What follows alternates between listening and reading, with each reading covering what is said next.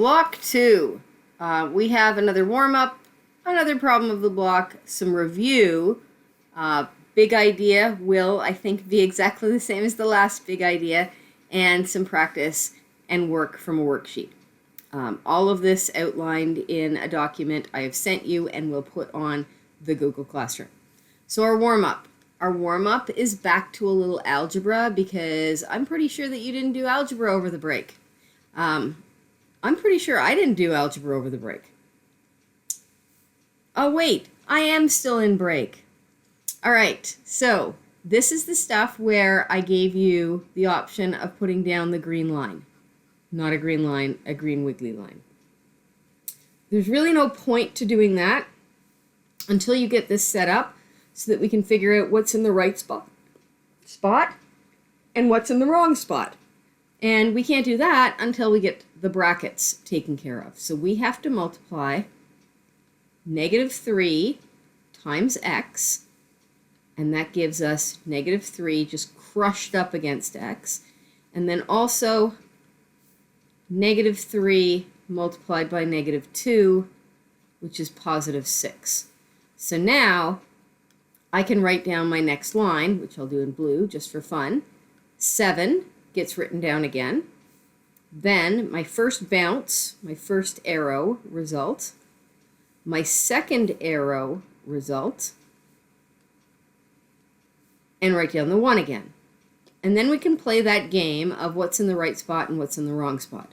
So remember, the whole idea is that you get your letters on this side and your numbers on this side. So right now that means this is in a good spot because it's attached to a letter, and this is in a good spot because it is not attached to a letter. That also means this and this, those two terms, have to go across the equal sign. So let's start that process. Write down what you like or what is in the right spot in case you like nothing. So that one gets written down. Again, no typos. I took the negative. This one gets written down again. The 7 will come over here, and we will have to subtract it because there's an invisible positive sign there. And the 6, we will have to subtract it because there is a very visible positive sign there. So we're reversing operations. I'm going to tuck this in a little bit. No work to do on the left-hand side. On the right-hand side, 1 minus 7 minus 6 equals -12. And then do you remember what to do to get the letter entirely by itself?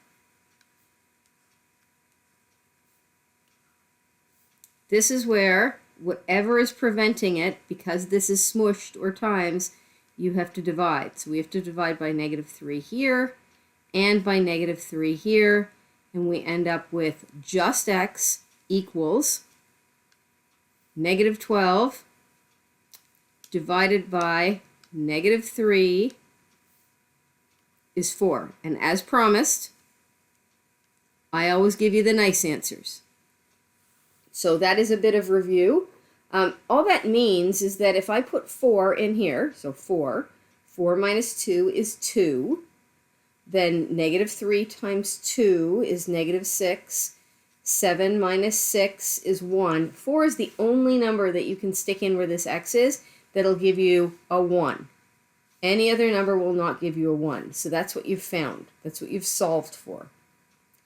All right. Enough about that. Enough review. Let's talk about spheres. So how many times bigger is the second sphere? So here is the second sphere. It's a ball, a marble, maybe an ice cream scoop.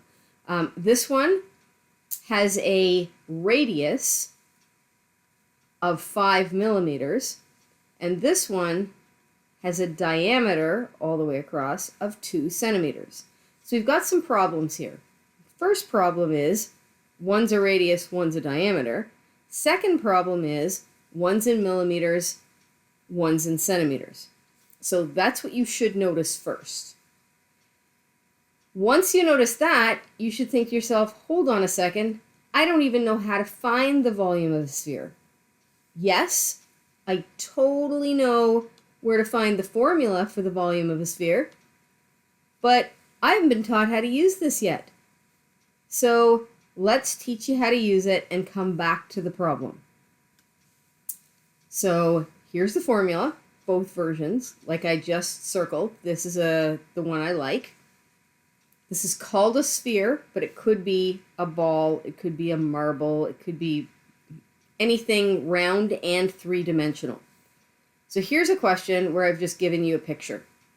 And before I forget what this is, and I'll move this in a sec, I am going to write the formula that we have to use. So there's the formula. I'm going to move it here. And I'm going to fill in some values, like v is v, and 4 is 4, and pi is pi, and r is, I'm not quite sure, but I definitely have to put a little 3 on it, and then over big 3. So do you see the problem with this question? The problem with this question is I didn't give you the r. The r is from this dot in the center to the outside, and I gave you all the way across. So your first step is not as difficult as with slanty heights and having to do Pythagorean theorem. It is, however, making sure that you cut diameters in half to become the radius. So I'm going to do that now. I get 26.6, and that's 26.6 centimeters, which I will sneak in here, and then I'll show you how to use your calculator. So this button here, your squared button, is not going to cut it, because that's for little 2's. You need to find this button, so you need to find this one. Perhaps your calculator has this one, and maybe it's got that one. So you don't have all 3, you'll have one or the other. So for me, obviously, because we just looked at it, it's this one. So I just punch it in like I see it. 4 times sign pi, or 3.14, times sign 26.6. Hit this button and tell the calculator you want to put a 3 on that number. So that's your exponent button. Then we divide by 3 and get an answer where we're going to answer to 1 decimal place. I can barely see it up here. So this is a gigantic number. So 78.837.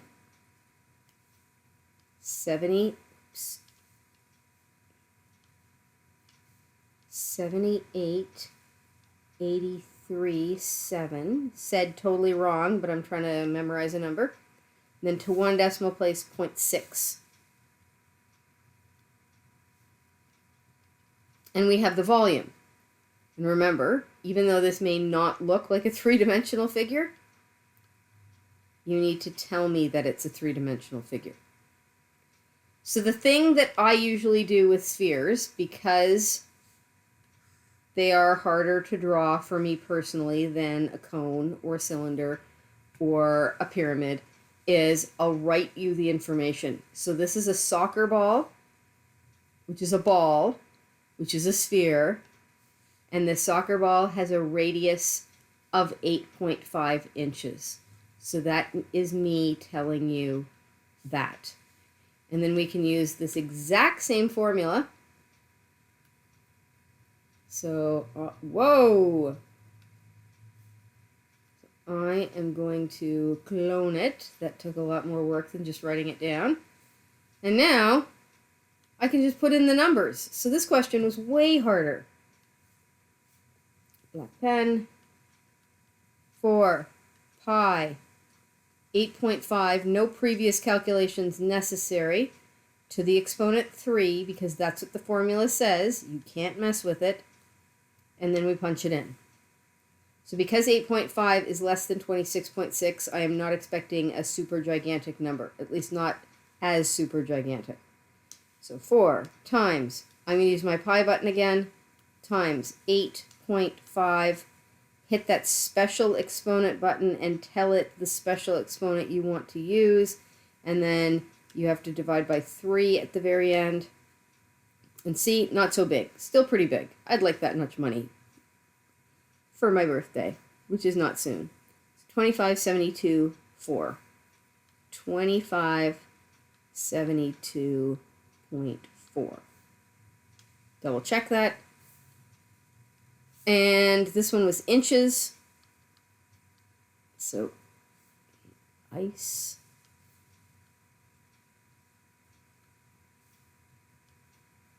This is not easy. Inches, three-dimensional soccer ball, and you end up with a 3. So, back to the big problem. We have to do volume twice. We have to do it once for this one and once for this one. Now, I'm going to do this one in blue. I am going to do this one in red because if the diameter is 2 centimeters, then the radius is 2 divided by 2, so it's 1 centimeter. And 1 centimeter has 10 millimeters. So now we have the R for this question and the R for this question, and I can do both of them. So formula, I've memorized this formula. You do not need to. You need to keep referring to your sheet. So V equals 4 pi R cubed over 3. I'm going to write that twice.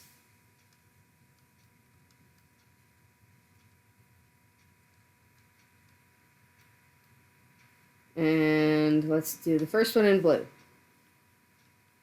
4 pi 5 cubed over 3. Dig out the calculator. It's a 4 under there. So 4 times pi times 5. Special exponent button. Please use a 3. Divided by 3 equals 523.6.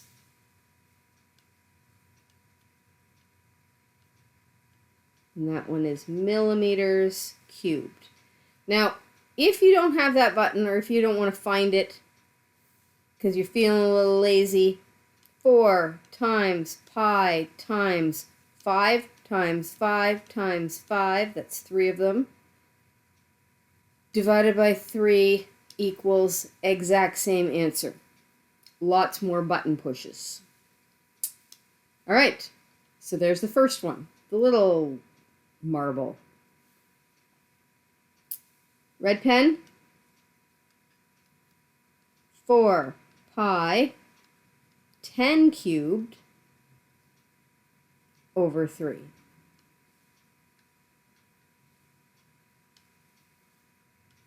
I am not doing 10 times 10 times 10. I'm going to use my special exponent button. 4 times pi, or 3.14, times 10 exponent button, please use a 3, divided by the big 3 on the bottom, equals, and I get 4188.8.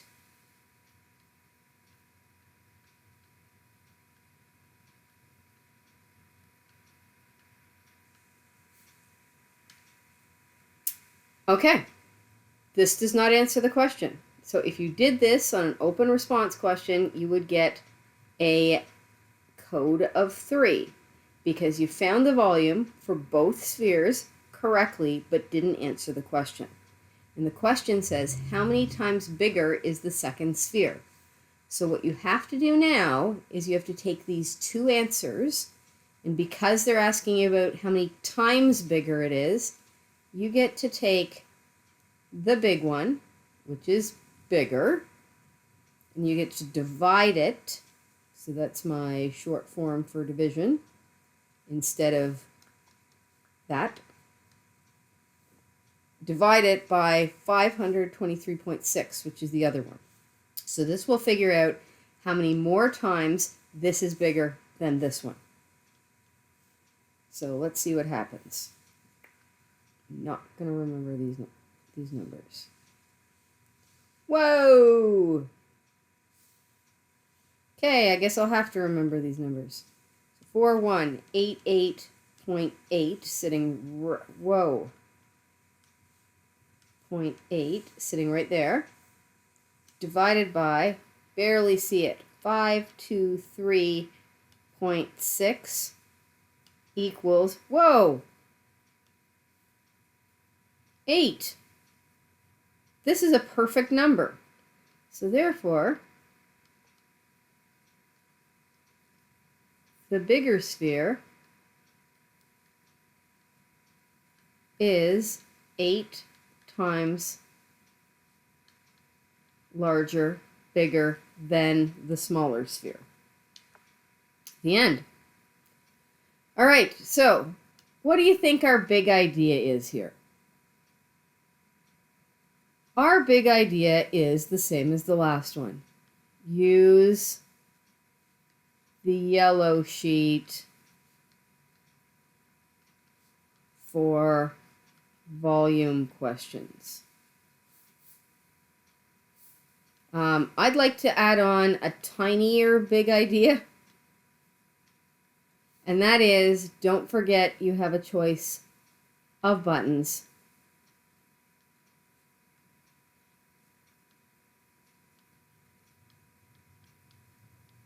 So that you can put any exponent. So even in Pythagorean theorem, you could use this button. So instead of hitting, for instance, 7 squared and get 49, you could do 7 exponent button, please put on a 2 equals 49. Now, more button pushes, same result. So I get hand cramps with the tablet I use for this. So I am going to take a little break, not that you'll be able to tell except for my time. I'm going to take a little break before we look at this question and these two questions. Okay, so those are our follow-up questions because I did promise that I was going to do a little bit of review on this. So I'll leave it here, take my break, and come back at you. Okay, so I limbered up my fingers, my hand cramp, by cutting and pasting this with my mouse. So this is a triangular prism, and a triangular prism, or even a cylinder, which is actually called a circular prism, and this, which is a box or a rectangular prism, all prisms have this one characteristic that if you sit them on the face that is the same, so that it's the same on the top and bottom, and you slice it wherever you want to. So if you slice it here, or if you slice it here, and you slice it here, and you look down on it, it's going to be the exact same figure all the way up and down its height. So if you take a cylinder and you cross-section it here, and cross-section it here, and cross-section it here, it'll be the exact same circle all the way up. And the same thing with this, with a rectangle. So it's called a rectangular prism because you would be looking down on a bunch of rectangles that are exactly the same. So I'm going to erase all these purple slice marks. I hope you understood that. It would have been way easier to explain in class. And let's tackle this, which is actually the most complicated of prisms. So we've got to calculate the volume of this perfume bottle. So let's pretend that this is a perfume bottle. And this question has a whole bunch of numbers on it, but all we need are the numbers in this formula. So remember the big idea, use the yellow sheet for the volume question. All I did was I cut and pasted the triangular prism information here so that I don't have to flip back and forth. So the formula is volume equals B times L times H. And if you prefer,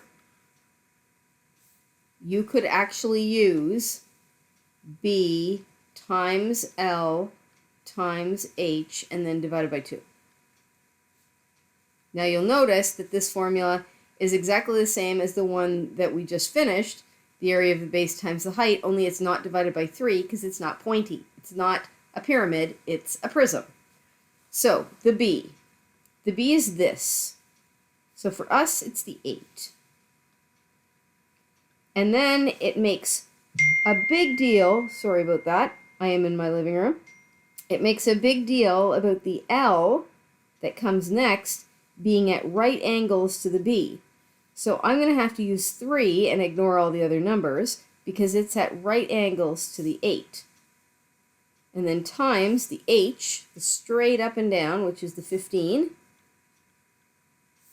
the straight up and down, and then I divide it by 2, and that will get me my answer. So can't do that in my head, at least not being accurate. So 8 times 3 times 15 divided by the 2 on the bottom equals 180 centimeters cubed, because this is still a three-dimensional figure. All right, I did not cut and paste the other formulas for these two figures. So this is a soup can. It is diameter 7 centimeters, height of 10 centimeters. So if I take a look at this formula, which you have used before the break, this is my preference, rather than the words.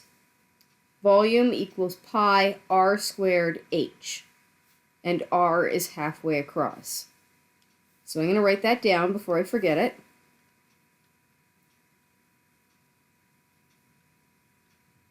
And then I'm going to set everything up.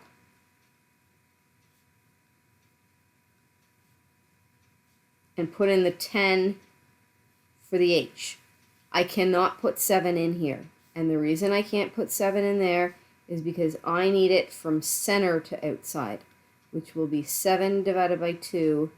And I can do that one in my head. So that's 3.5 for the r.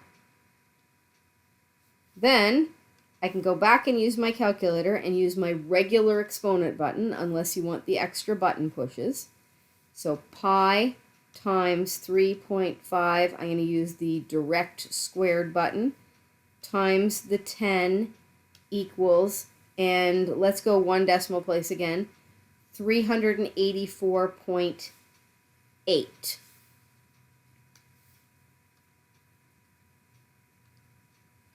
And that is a three-dimensional figure, the soup on the inside of this, so centimeters cubed. No extra math, just tells you that it's a three-dimensional figure. And the easiest review question, this is my favorite, the rectangular prism, the box. I think it's the easiest formula. Length times width times height. Just take the 3 different dimensions and times them all together and you're done. So this is my favorite. And you can either crush them together or you can put times signs. So I'm going to crush the letters together, but then the length is this one. The width is this one. And the height is this one. And it really doesn't matter if you called this the length, this the width, and this the height, if you tilted it, because you're still timesing the same 3 numbers together. So it doesn't matter as long as you get 3 numbers that are going in 3 different directions. So we need to know what 6 times 4 times 5 is. To be accurate, 6 times 4 times 5 is 120. And be careful with the units. This one is inches for a 3-dimensional figure. Something I am going to mention is that you do have to put down the formula, and you do have to tell me what numbers you're going to put in, and you do have to tell me what the answer is with units. Those are things that are pretty necessary for these questions. All right, so that is the end of the sphere note and the review. So again, worksheet. You have a worksheet for this material. It's in your package of sheets that were given out. You can start but not finish based on this note, mission 10 of your knowledge hooks. And again, at this point, the due date, although unknown, if you could do them as soon as possible and get some old ones done, these are used towards your overall mark. So I will tell you a due date probably electronically and not by video. So that is that. I will start a new section of notes that will let you finish Mission 9 and Mission 10, and that'll probably come in day 2.